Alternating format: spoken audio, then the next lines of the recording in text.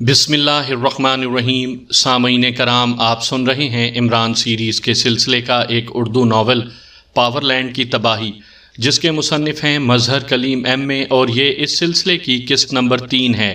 مجھے امید ہے آپ کو میری یہ کاوش پسند آ رہی ہوگی۔ آپ نے اگر ابھی تک میرا چینل کہانی گھر سبسکرائب نہیں کیا تو ابھی میرے چینل کو سبسکرائب کر کے بیل نوٹیفیکیشن آن کر لیجئے، تاکہ آنے والی ہر نئی کہانی کی اطلاع بر وقت آپ تک پہنچ سکے۔ 43436 اچانک ڈیگورا یکلخت چیخ پڑا اور اس کے ساتھ ہی اس کا چہرہ لٹک گیا، اکلوتی آنکھ بجھ سی گئی۔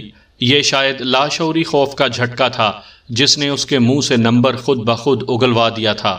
واہ، اسے کہتے ہیں اعتماد، یعنی وعدہ لیے بغیر ہی نمبر بتا دینا۔ اور صفدر، ایسے اعتماد کرنے والے آدمی بار بار تو پیدا نہیں ہوتے، اس لیے ریوالور جیب میں ڈالو اور ٹیلی فون اٹھاؤ۔ ذرا یہ ریڈ بلڈنگ ٹائپ وارننگ سے بھی 2 باتیں کر لوں، عمران نے دوبارہ کہا اور کرسی پر بیٹھ گیا۔ ڈیگورا کی آنکھوں میں چمک ابھرنے کے ساتھ ساتھ حیرت کی جھلکیاں بھی نمایاں ہو گئیں، جیسے اسے یقین نہ آ رہا ہو کہ واقعی عمران نے اسے قتل کرنے کا ارادہ ترک کر دیا ہے۔ صفدر نے مسکراتے ہوئے ریوالور جیب میں ڈالا اور ایک کونے میں پڑے ہوئے ٹیلی فون کی طرف بڑھ گیا۔ مسٹر ڈیگورا، چھوڑو پرانی باتوں کو، جو ہو گیا سو ہو گیا۔ یہ بتاؤ، اس ہنری جیمز کو تم نے کبھی دیکھا ہے؟ عمران نے بڑے دوستانہ انداز میں بات کرتے ہوئے کہا۔ چیف باس کو؟ نہیں، اسے ہم نے کبھی نہیں دیکھا۔ وہ ہیڈ کوارٹر میں رہتا ہے اور ہیڈ کوارٹر میں کوئی نہیں جا سکتا، وہاں جانے کا کوئی راستہ نہیں ہے، ڈیگورا نے ہونٹ بھینچتے ہوئے کہا، اور عمران نے سر ہلا دیا، کیونکہ جس مقصد کے لیے اس نے سوال کیا تھا وہ حل ہو گیا تھا۔ اسی لمحے صفدر نے ٹیلی فون سیٹ لا کر عمران کے سامنے رکھ دیا۔ تمہاری جیب میں رومال تو ہوگا؟ عمران نے صفدر سے پوچھا۔ رومال؟ ہاں ہوگا، کیوں؟ صفدر نے حیرت بھرے لہجے میں جواب دیا، کیونکہ رومال پوچھنے کی کوئی تک اس کی سمجھ میں نہیں آئی تھی۔ اس ڈیگورا کے منہ میں ڈال دو، میں تمہیں نیا لے دوں گا۔ مجھے تمہاری عادت کا پتہ ہے، جب سے تمہاری اماں جان نے تمہیں پہلی بار اسکول بھیجتے وقت ناک صاف کرنے کے لیے رومال دیا ہوگا، تم تب سے ہی اسے سنبھالے پھر رہے ہوگے۔ اتنے پرانے رومال کا صحیح مصرف یہی ہے کہ اس سے ڈیگورا کا منہ بند کیا جا سکے۔ عمران نے ٹیلی فون کا ریسیور اٹھاتے ہوئے بڑے سنجیدہ لہجے میں کہا، اور صفدر ہنس پڑا۔ تم میرا منہ کیوں بند کرنا چاہتے ہو؟ میں نہیں بولوں گا، ڈیگورا نے گھبرائے ہوئے لہجے میں کہا۔ سوری مسٹر ڈیگورا، میرے پاس اس وقت ہڈی نہیں ہے کہ اس سے تمہارا منہ بند کروایا جا سکے، اور باقی رہی تمہارے بولنے والی بات، تو بھی تم نے ہم سے یہی کہا تھا کہ تم کسی قیمت پر نہیں بولو گے، حالانکہ تم پھر بول پڑے۔ اب ایسی صورت میں تم پر اعتبار کیسے کیا جا سکتا ہے؟ عمران نے مسکراتے ہوئے کہا۔ ڈیگورا کا چہرہ ایک بار پھر غصے سے پھڑکنے لگا۔ ظاہر ہے اب وہ بچہ نہیں تھا کہ ہڈی والی بات اس کی سمجھ میں نہ آتی، لیکن اس نے جیسے ہی کچھ کہنے کے لیے منہ کھولا، صفدر نے جو اس دوران رومال نکال کر اسے گیند کی صورت میں بنا چکا تھا، رومال اس کے منہ میں ٹھونس دیا، اور ڈیگورا صرف چہرہ ہلاتا ہی رہ گیا۔ عمران نے بڑے اطمینان سے ڈیگورا کے بتائے ہوئے نمبر ڈائل کیے۔ یس، دوسری طرف سے کسی نے کرخت آواز میں کہا۔ ریڈ وارننگ کارٹر بول رہا ہوں، عمران نے کارٹر کے لہجے میں بات کرتے ہوئے کہا، اور ڈیگورا کی آنکھیں عمران کا لہجہ سن کر حیرت سے پھیلنے لگیں۔ یس باس، بروس اٹینڈنگ اوور۔ دوسری طرف سے اس بار بولنے والے کا لہجہ مؤدبانہ اور نرم تھا۔ سنو، چیف باس نے ریڈ وارننگ کا سابقہ پلان تبدیل کر دیا ہے اور ایک نیا اور اہم مشن ہمارے ذمہ لگا دیا ہے، اس لیے سابقہ پلان پر کی جانے والی تمام کارروائی فوری طور پر منسوخ کر دو۔ عمران نے کارٹر کے لہجے میں بات کرتے ہوئے انتہائی سخت انداز میں کہا۔ وہ باس، ہم تو سینٹرل سیکریٹریٹ کو اڑانے کے لیے تمام کارروائی مکمل کر چکے ہیں، وہاں ہم نے بم وغیرہ بھی نصب کر دیے ہیں، بروس نے انتہائی پریشان لہجے میں کہا۔ کتنے افراد وہاں موجود ہیں؟ عمران نے ہونٹ کاٹتے ہوئے پوچھا۔ سینٹرل سیکریٹریٹ کو اڑانے کا سن کر اس کی آنکھوں میں شعلے سے بھڑک اٹھے تھے۔ ظاہر ہے سینٹرل سیکریٹریٹ ملک کا انتہائی اہم ترین دفتر تھا، اس کی تباہی کا مطلب ملک کے لیے ناقابل تلافی نقصان تھا۔ 5 افراد سر، بروس نے جواب دیا۔ انہیں فوراً واپس بلا لو، بم وغیرہ بھی نکال لاؤ، چیف باس کا آرڈر ہے، عمران نے کرخت لہجے میں کہا۔ ٹھیک ہے باس، میں ابھی احکامات دے دیتا ہوں، بروس نے جواب دیا۔ سنو، نیا مشن انتہائی اہم اور پیچیدہ ہے، اس کے لیے ہمیں خاص تیاری کرنی پڑے گی اور آدمی بھی خاصے چاہیے۔ اس وقت ہیڈ کوارٹر میں کتنے افراد موجود ہیں؟ عمران نے کہا۔ باس، وہی 5 باہر ہیں، باقی تو یہاں ہیں، وہ بھی تھوڑی دیر میں آ ہی جاتے ہیں، بروس نے جواب دیا۔ ٹھیک ہے، میں خود ابھی آ رہا ہوں، ہو سکتا ہے ہمیں کرائے پر مزید آدمی چاہیے، تم بہرحال سب کو ہیڈ کوارٹر میں اکٹھا رکھو۔ عمران نے کہا۔ سر، 30 آدمی کم تو نہیں ہیں، اور کی کیا ضرورت ہے؟ اور اگر اور ضرورت بھی پڑے تو چیف ہیڈ کوارٹر سے لیے جا سکتے ہیں، کرائے پر آدمی لینے کا رسک ہو سکتا ہے، بروس نے سہمے ہوئے لہجے میں کہا۔ میں تھوڑی دیر میں آ رہا ہوں، پھر بات ہوگی، عمران نے کہا اور رسیور رکھ دیا۔ 30 افراد، خاصا بڑا گینگ ہے۔ اوکے مسٹر صفدر، آپ اس ڈیگورا کو دانش منزل پہنچا دیں، میں اس گینگ کا بندوبست کر لوں۔ باہر کاریں موجود ہیں، نیلے رنگ کی کار شاید کارٹر کی ہے، کیونکہ ہوٹل پلازا میں داخل ہوتے وقت میں نے اسے وہاں کھڑے دیکھا تھا، اور کارٹر اسی طرف سے میرے پاس آیا تھا ہینڈز اپ کرانے کے لیے، میں وہ لے جاتا ہوں، عمران نے کہا اور بیرونی دروازے کی طرف بڑھ گیا، اور دروازے سے باہر نکلتے ہوئے عمران کو کمرے میں سے پٹاخے کی سی آواز سنائی دی، اور عمران مسکرا کر آگے بڑھ گیا۔ وہ سمجھ گیا تھا کہ صفدر نے ڈیگورا کو بے ہوش کرنے کے لیے اس کے سر پر ریوالور کا دستہ مارا ہوگا۔ کمرے میں رکھی ہوئی بیضوی میز کے گرد اس وقت 4 افراد بیٹھے ہوئے تھے۔ یہ 2 ادھیڑ عمر، ایک نوجوان مرد اور ایک نوجوان لڑکی تھی۔ وہ سب خاموش بیٹھے اپنے اپنے خیالات میں گم تھے۔ 5ویں کرسی خالی پڑی ہوئی تھی۔ اسی لمحے کمرے کا دروازہ کھلا اور چاروں نے چونک کر دروازے کی طرف دیکھا۔ دوسرے لمحے وہ چاروں ہی مؤدبانہ انداز میں کھڑے ہو گئے۔ کمرے میں داخل ہونے والا ہنری جیمز تھا۔ اس کے چہرے پر بے پناہ سنجیدگی تھی۔ وہ تیز تیز قدم اٹھاتا خالی کرسی پر آ کر بیٹھ گیا، اور اس نے ہاتھ کے اشارے سے ان چاروں کو بیٹھنے کے لیے کہا۔ وہ چاروں ہی اس کے اشارے پر مؤدبانہ انداز میں اپنی اپنی کرسیوں پر بیٹھ گئے۔ تم کو یہ اطلاعات تو مل ہی چکی ہیں کہ چیئرمین لیڈی ایشلے اور ڈائریکٹر ترمزی ہلاک ہو چکے ہیں، ہنری نے سنجیدہ لہجے میں ان چاروں سے مخاطب ہو کر کہا۔ یس باس، ہمیں اطلاعات ہیڈ کوارٹر سے ملی ہیں، لیکن باس، ہمیں یہ معلوم نہیں ہو سکا کہ وہ کس طرح ہلاک ہوئے، کن لوگوں نے انہیں ہلاک کیا ہے، ایک ادھیڑ عمر نے مؤدبانہ لہجے میں جواب دیتے ہوئے کہا۔ یہ بعد کی باتیں ہیں، پہلا مسئلہ ہے اب پاور لینڈ کی چیئرمین شپ کا۔ پاور لینڈ کے قانون کے مطابق اس کے ہمیشہ 3 ڈائریکٹرز ہوں گے، اور ان تینوں میں سے ایک چیئرمین ہوگا۔ اب جبکہ ایک ڈائریکٹر اور ایک چیئرمین ختم ہو گیا ہے، تو فوری طور پر 2 ڈائریکٹران نامزد ہونے چاہیے، اور ان میں سے ایک چیئرمین، ہنری جیمز نے تیز لہجے میں کہا۔ میں جناب ہنری جیمز کو بطور چیئرمین پاور لینڈ تجویز کرتا ہوں، ایک نوجوان نے فوراً ہی ہاتھ اٹھاتے ہوئے کہا۔ ہم تائید کرتے ہیں، باقی 3 نے بھی فوراً ہی ہاتھ اٹھا دیے۔ اوکے، چیئرمین کا مسئلہ حل ہو گیا، اب رہ گئے 2 ڈائریکٹران، تو بطور چیئرمین مجھے حق ہے کہ میں تم چاروں میں سے 2 ڈائریکٹران نامزد کر دوں، لیکن میں یہ بات تم سب پر چھوڑ دیتا ہوں۔ کیا تم آپس میں کسی 2 ناموں پر متفق ہو سکتے ہو؟ ہنری جیمز نے ان چاروں کو بغور دیکھتے ہوئے کہا۔ سر، میں مسٹر پیٹرک کا نام بطور ڈائریکٹر تجویز کرتا ہوں، یہ ہم سب میں سے سینئر ہیں، اسی نوجوان نے کہا۔ ہم تائید کرتے ہیں، اس ادھیڑ عمر جس نے پہلی بار ہنری جیمز کو جواب دیا تھا کے علاوہ باقی 2 نے ہاتھ اٹھاتے ہوئے کہا۔ Okay mister Patrick, director power land نامزد ہو گئے، ہنری جیمز نے سر ہلاتے ہوئے کہا۔ میں حلف دیتا ہوں کہ میں ہمیشہ پاور لینڈ اور اس کے چیئرمین ہنری جیمز کا مکمل وفادار رہوں گا، ادھیڑ عمر پیٹرک نے اٹھ کر کہا اور دوبارہ کرسی پر بیٹھ گیا۔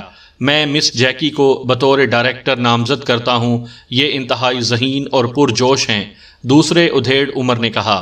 ہم تائید کرتے ہیں، اس لڑکی اور ہنری جیمز کے علاوہ باقی 2 افراد نے ہاتھ اٹھاتے ہوئے کہا۔ گڈ، مس جیکی کا انتخاب پاور لینڈ کے لیے بے حد سود مند رہے گا، ہنری جیمز نے مسکراتے ہوئے کہا۔ اس نے پیٹرک اور جیکی کا انتخاب پہلے ہی کر لیا تھا اور ان کے متعلق سب کو بتا بھی دیا گیا تھا، باقی کارروائی تو صرف رسم نبھانے کے لیے کی جا رہی تھی۔ پھر مس جیکی نے اٹھ کر پیٹرک کی طرح حلف اٹھایا اور بیٹھ گئی۔ اوکے، یہ کارروائی مکمل ہو گئی، اب آپ وہ پس منظر بھی سن لیجئے تاکہ اس کے بعد فیصلے کیے جا سکیں۔ ہنری جیمز نے کہا، اور اس کے بعد اس نے تفصیل سے پاکیشیا سے سائنسدانوں کو اغوا سے لے کر ترمزی کی ہلاکت تک کے تمام واقعات انہیں سنا دیے۔ او، اس کا مطلب ہے یہ سب کچھ پاکیشیا کے چند افراد کا کیا ہوا ہے؟ پیٹرک نے کہا، ہاں، میں نے لیڈی ایشلے کو منع کیا تھا کہ وہ پاکیشیا کو نہ چھیڑے، لیکن لیڈی ایشلے پاکیشیا والوں کو جانتی نہ تھی، اس لیے وہ نہ مانی، اور نتیجہ یہ کہ آج پاور لینڈ مکمل طور پر شدید خطرے کی زد میں ہے۔ ہنری جیمز نے کرخت لہجے میں جواب دیا۔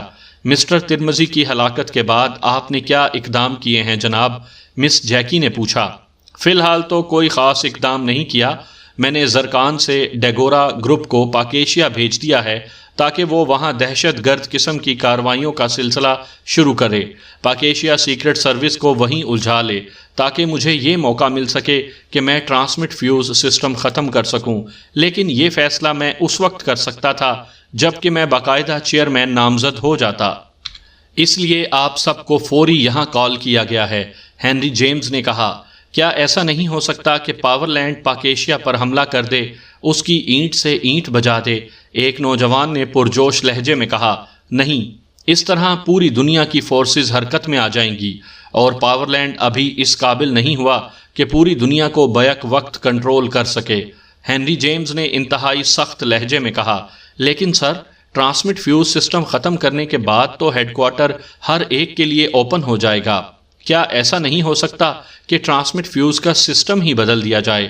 پیٹرک نے کہا، نہیں، سسٹم بدلا نہیں جا سکتا، اسے صرف ختم کیا جا سکتا ہے، اور اس میں سے ٹارگٹ بدلنے کی بھی صرف ایک ہی بار گنجائش تھی، وہ گنجائش پوری ہو چکی ہے، اور سسٹم بدل بھی دیا جائے تب بھی عمران کے لیے یہ مشکل نہیں کہ وہ نیا سسٹم کہیں سے اڑا لے۔ ہنری جیمز نے جواب دیا، سر، عمران اور اس کے ساتھیوں کو ہیڈ کوارٹر کے محل وقوع کا تو علم نہیں ہے، اس لیے اگر اسے اوپن کر دیا جائے تو اس طرح ان کے یہاں پہنچنے میں خود بخود رکاوٹ پر ہو جائے گی۔ ظاہر ہے ہیڈ کوارٹر تلاش کرنے کے لیے انہیں وقت چاہیے، اور اس وقفے کے دوران کوئی بڑا مشن بھیج کر ان کا خاتمہ کیا جا سکتا ہے۔ اگر آپ اجازت دیں تو میں اس مشن کو لیڈ کروں، مس جیکی نے کہا۔ مشن بھیجنے کا کوئی فائدہ نہیں، ان کے لیے ہمیں کوئی خاص طریقہ تلاش کرنا پڑے گا۔ میرے ذہن میں ایک طریقہ ہے، اور وہ یہ کہ ہم ان کے لیے ایک جال تیار کریں، ایک نقلی ہیڈ کوارٹر تیار کیا جائے، بالکل اصلی جیسا، اس میں پہلے سے ہی ڈائنامائٹ وغیرہ فٹ ہوں، اس میں وہی ٹرانسمٹ سسٹم نافذ ہو، پھر جیسے ہی عمران اور اس کے ساتھی ان فیوز کی مدد سے وہاں پہنچیں، اس نقلی ہیڈ کوارٹر کو یک لخت اڑا دیا جائے۔ ہنری جیمز نے کہا، لیکن سر، نقلی ہیڈ کوارٹر بنانے کے لیے خاصا وقت چاہیے، ایک نوجوان نے کہا۔ ہاں، وقت تو چاہیے، کم از کم ایک ہفتہ تو لگ ہی جائے گا، ہنری نے سر ہلاتے ہوئے کہا۔ لیکن سر، ایک بار وہ عمران ٹرانسمٹ فیوز سے دھوکہ کھا کر ساجان سینٹر پہنچ چکا ہے، کیا اب وہ ٹرانسمٹ فیوز پر اعتماد کرے گا؟ مس جیکی نے کہا۔ او ہاں، گڈ، تم واقعی ذہین ہو، میرے ذہن میں یہ بات نہ آئی تھی، بلکہ میرے خیال میں اگر اس آئیڈیا پر سوچا جائے تو پھر ٹرانسمٹ فیوز سسٹم سب سے بہترین بچاؤ ہو سکتا ہے۔ وہ اب یہی سوچے گا کہ ٹرانسمٹ فیوز اسے کہیں اور نہ پہنچا دے، ہنری نے خوش ہوتے ہوئے کہا۔ لیکن سر، اگر اس نے یہ نہ سوچا اور وہ اس کی مدد سے ہیڈ کوارٹر میں داخل ہو گیا تب؟ پیٹرک نے کہا، تو پھر مس جیکی اور تم میرے ساتھ مل کر اس کا خاتمہ کرو گے۔ پاور لینڈ کا ہیڈ کوارٹر کسی کے لیے ترنے والا ثابت نہیں ہو سکتا، ہنری جیمز نے کہا۔ تو سر، پھر یہی طے ہوا کہ ان کا یہاں ہیڈ کوارٹر پہنچنے کا انتظار کیا جائے، اور جب وہ یہاں پہنچیں تو ان کا خاتمہ کر دیا جائے۔ دوسرے ادھیڑ عمر شخص نے کہا، ہاں، میرے خیال میں یہی بہتر رہے گا۔ پہلے میرا خیال تھا کہ اسے ٹریپ کیا جائے، لیکن اب میں نے یہ ارادہ ترک کر دیا ہے۔ اب میں اس کا مقابلہ براہ راست کرنا چاہتا ہوں، اور ہمارا اپنا ہیڈ کوارٹر ہمارے لیے بہترین میدان جنگ ثابت ہو سکتا ہے۔ اوکے، یہ فیصلہ ہو گیا، اب مزید ہدایات سن لو۔ پیٹرک اور جیکی ہیڈ کوارٹر میں رہیں گے اور ہیڈ کوارٹر کے زیرو ونگ کے انچارج ہوں گے، اور جیکی ہیڈ کوارٹر کے ریڈ ونگ کی انچارج ہوگی، جبکہ میں اسپیشل لیبارٹری کے ساتھ ساتھ ہیڈ کوارٹر کو کنٹرول کروں گا، اور پیٹرک اور جیکی میری ہدایات کے تابع ہوں گے۔ ہنری نے انتہائی سنجیدہ لہجے میں کہا۔ یس باس، پیٹرک اور جیکی نے سر ہلاتے ہوئے جواب دیا۔ اب باقی رہ گئے سارجنٹ اور سٹیفن، تو یہ دونوں بیرونی ممالک میں پاور لینڈ کے مفادات کو کنٹرول کریں گے۔ سارجنٹ ایکریمیا اور یارک کنٹرول کریں گے اور سٹیفن ایشیا اور دوسرے علاقوں کو۔ یہ دونوں میری ہدایات کے تابع ہوں گے، ہنری جیمز نے کہا۔ یس باس، ادھیڑ عمر سارجنٹ اور نوجوان سٹیفن نے سر جھکاتے ہوئے کہا۔ اوکے، اب سارجنٹ اور سٹیفن دونوں کو اپنے اپنے ہیڈ کوارٹرز میں جانے کی اجازت دی جاتی ہے، ہنری جیمز نے کہا، اور وہ دونوں ایک جھٹکے سے کھڑے ہو گئے۔ ان دونوں نے جھک کر اپنی اپنی پنڈلیوں کے مخصوص حصے کو ہاتھ کے انگوٹھے سے دبایا تو یکلخت وہ وہاں سے غائب ہو گئے۔ پیٹرک اور جیکی، میں نے ہیڈ کوارٹر کو زیادہ محفوظ بنانے کے لیے آرٹیفیشل ریز سسٹم ایجاد کیا ہے۔ اس کو مختصر طور پر SR سسٹم کہا جا سکتا ہے۔ اس سسٹم کے تحت تم دونوں مستقل طور پر SR سسٹم استعمال کرو گے۔ ان بیلٹس کی موجودگی میں کسی قسم کا اسلحہ تم پر کارگر نہ ہو سکے گا۔ مزید تفصیلات آپ دونوں کو میرے اسسٹنٹ رالف سے مل جائیں گی۔ تم دونوں وہ بیلٹس اور مزید ہدایات اس سے لے لو، اور پھر پیٹرک زیرو ونگ چلے جائیں گے، جبکہ جیکی مین ونگ کا چکر لگا کر میرے دفتر میں آ جائے گی تاکہ میں اسے مزید ہدایات دے سکوں، ہنری جیمز نے اٹھتے ہوئے کہا۔ اور پیٹرک اور جیکی دونوں اٹھ کھڑے ہوئے اور پھر سر جھکا کر واپس دروازے کی طرف مڑ گئے۔ ان دونوں کے کمرے سے باہر نکلتے ہی ہنری اٹھا اور ایک اور دروازے کی طرف بڑھ گیا۔ اس دروازے سے باہر نکل کر وہ ایک راہداری میں پہنچا اور اسی طرح کی مختلف راہداریوں سے گزرتا ہوا وہ ایک بڑے سے کمرے میں پہنچ گیا۔ اس کمرے کی تمام دیواریں اور چھت ہلکے نیلے رنگ کی کسی مخصوص میٹیریل سے بنی ہوئی تھیں۔ یہ کمرہ انتہائی خوبصورت اور آرام دہ دفتر کی طرح مزین تھا۔ ہنری بڑی سی میز کے پیچھے موجود ایک اونچی نشست کی کرسی پر بیٹھ گیا اور اس نے میز کے کنارے پر لگا ہوا ایک بٹن دبا دیا۔ یس سر، میز کے کونے میں نصب ایک رسیور سے مودبانہ آواز ابھری۔ ڈیگورا سے رابطہ قائم کرو اور مجھے لنک کرواؤ، ہنری نے تہکمانہ لہجے میں کہا۔ یس باس، دوسری طرف سے کہا گیا اور ہنری خاموش ہو گیا۔ چند لمحوں بعد سامنے والی دیوار میں ایک بڑا سا چوکھٹا کسی سکرین کی طرح روشن ہو گیا۔ پھر ایک جھماکے کے ساتھ اس پر ایک کمرے کا منظر ابھر آیا۔ یہ ایک دفتر نما کمرہ تھا جو اس وقت خالی پڑا ہوا تھا۔ ڈیگورا کا دفتر خالی ہے باس، کوئی کال ریسیو نہیں کر رہا۔ میز کے کونے سے وہی آواز دوبارہ ابھری۔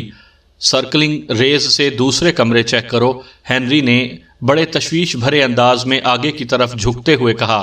یس باس، آواز سنائی دی اور پھر چٹک کی آواز کے ساتھ سکرین کا منظر بدل گیا۔ اب اس پر دوسرے کمرے کا منظر تھا، لیکن یہ کمرہ بھی خالی تھا۔ منظر مسلسل بدلتے رہے لیکن کسی کمرے میں کوئی آدمی نظر نہ آ رہا تھا۔ یہ کیا بکواس ہے؟ یہ لوگ کہاں غائب ہو گئے ہیں؟ ہنری نے غصیلے انداز میں کہا۔ سمجھ میں نہیں آ رہا باس، جبکہ یہاں افراتفری کے بھی کوئی آثار نہیں، میز کے کنارے سے جواب دیا گیا، اور پھر چٹک کی آواز کے ساتھ ہی سکرین پر جیسے ہی ایک اور منظر ابھرا، ہنری بوکھلا کر کرسی سے اٹھ کھڑا ہوا۔ یہ تہہ خانے کی طرف جاتی ہوئی سیڑھیوں کا منظر تھا، اور وہاں 6 افراد کی لاشیں مختلف سیڑھیوں پر پڑی ہوئی صاف نظر آ رہی تھیں۔ اوہ، اس کا مطلب ہے ان سب کو ختم کر دیا گیا ہے، ہنری نے دانت پیستے ہوئے کہا، اور دوسرے لمحے سکرین پر تہہ خانے کا منظر ابھرا، وہاں بھی 3 لاشیں موجود تھیں۔ اوہ، ان میں سے ایک تو کارٹر کی لاش ہے، ریڈ ونگ چیئرمین کی، ہنری نے غصے سے چیختے ہوئے کہا۔ یس باس، میز کے کونے سے جواب دیا گیا۔ ریڈ وارننگ ہیڈ کوارٹر میں بھی 1160 ٹرانسمیٹر ہے، اسے کنیکٹ کرو، ہنری نے تیز لہجے میں کہا۔ یس باس، میز کے کونے سے جواب ملا اور اس کے سامنے سکرین دوبارہ تاریک ہو گئی۔ ہنری نے بے اختیار اپنا سر کرسی سے لگا لیا، اس کے چہرے پر شدید پریشانی کے آثار نمایاں تھے۔ اسی لمحے دروازہ کھلا اور جیکی اندر داخل ہوئی۔ ہنری نے چونک کر اسے دیکھا اور پھر آنکھیں بند کر لیں۔ کیا ہوا ہنری، خیریت ہے؟ جیکی نے پریشان سے لہجے میں کہا۔ ویسے میٹنگ ہال کی نسبت اب اس کے لہجے میں اپنائیت زیادہ تھی، جیسے جیکی اور ہنری صرف ماتحت اور افسر نہ ہوں بلکہ ان کے درمیان گہرے دوستانہ تعلقات ہوں۔ وہی پاکیشیا والا مسئلہ۔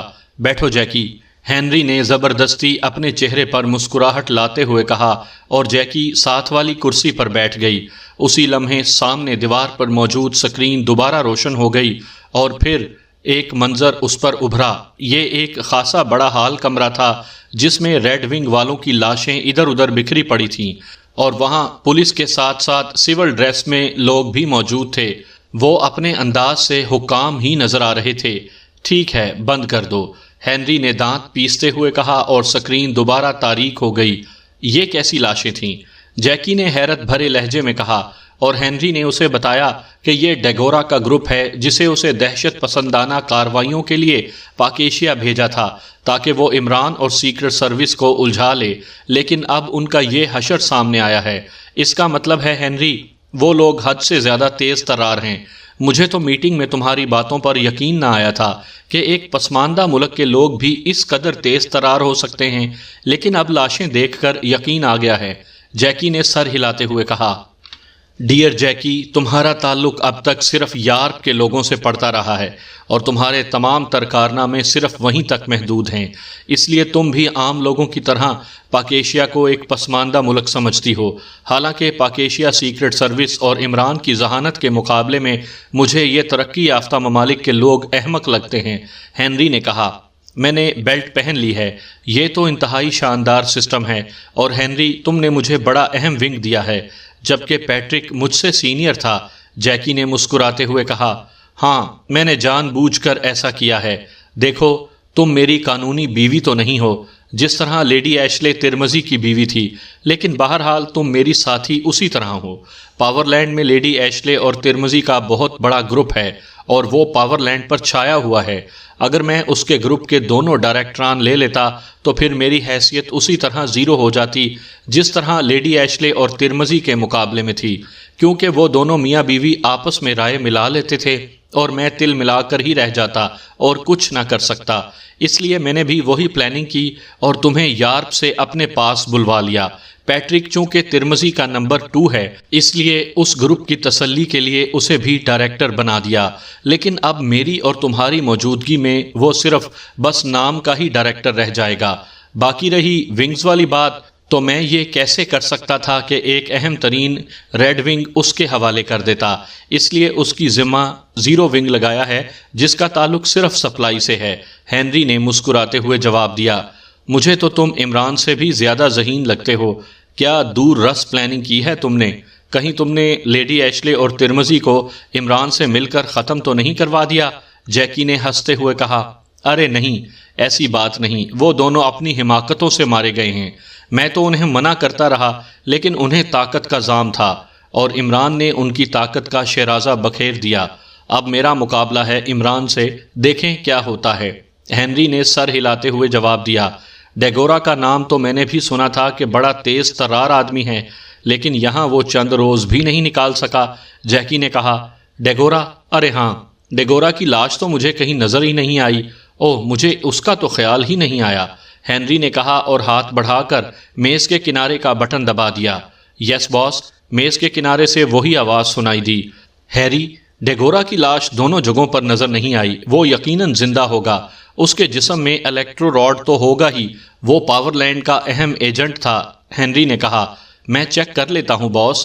ہیری نے جواب دیا، ہاں، چیک کر کے مجھے بتاؤ، اور سنو، اگر الیکٹرو راڈ ہو تو اس سے کنیکٹ کرو، میں اس کی پوزیشن چیک کرنا چاہتا ہوں۔